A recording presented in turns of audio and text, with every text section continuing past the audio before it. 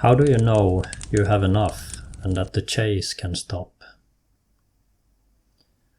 I was on my way to pick up my son.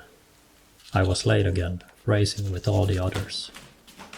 When I got there, I apologized. No worries, you probably have a lot at work these days. And the race continued. Back home, many thoughts were spinning, but one question stuck. How is it possible to feel poor when we have all this? I thought I had reached my goal. I have never dreamed of gold and diamonds, so when I was at my peak, I was probably modest in society's eyes. But still, I had my dream job, my own house, a good network of friends and all that. It was my peak.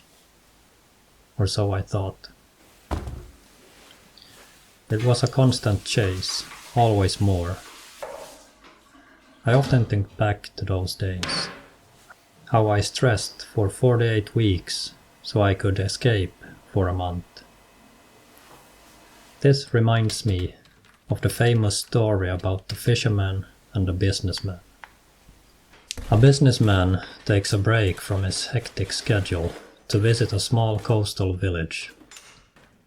While there, he encounters a fisherman who has just returned from a successful morning of fishing.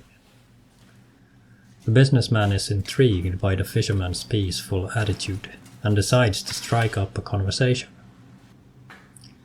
He asks the fisherman why he doesn't fish more and sell his catch to make more money.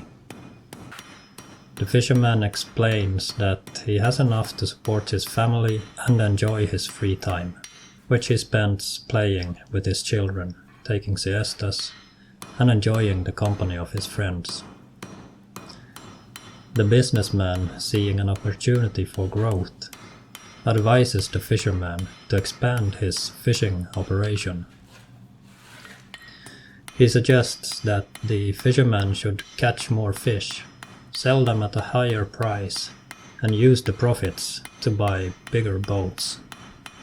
This would allow the fisherman to hire more people and eventually build a large fishing business. The businessman explains that with a bigger business, the fisherman could eventually sell it and retire early. He could then live a life of peace, spending time with his family and enjoying his hobbies. The fisherman looks at the businessman and asks, "How long would this take?" "About 30 years, says the businessman. The fisherman is confused. He asks why he would want to complicate his life with all the stress and work involved in building a large business, only to end up where he already is. Things have changed since I was at my top. Now, when most of what I had is gone, I feel happier than before. It's a kind of happiness that I haven't felt in a long time.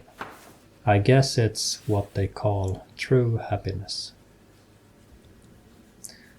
I don't know if this is a temporary crisis of some sort, but embracing the old way philosophy of lagom, a word with roots from Old Norse and meaning not too much, not too little, but just enough.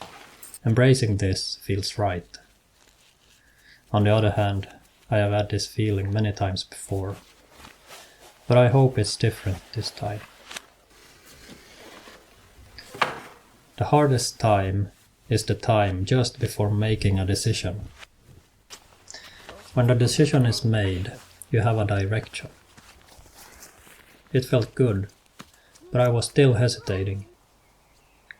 I continued to ask why, and my conclusion was social norms. Breaking these does not change overnight. I started on the easy end and got rid of a majority of my belongings, living a much simpler life, free from abundance. Yes, it takes longer to make my own butter and bread, wash my clothes by hand, and make all the furniture I need. I would have more time if I simply bought it. But more time for what, honestly? Doing such things is good for the body and mind. I can do it together with my son, and the most important thing is that it makes you independent. I want nothing more than freedom, and a part of freedom is independence. Now I just have to learn how to truly not care.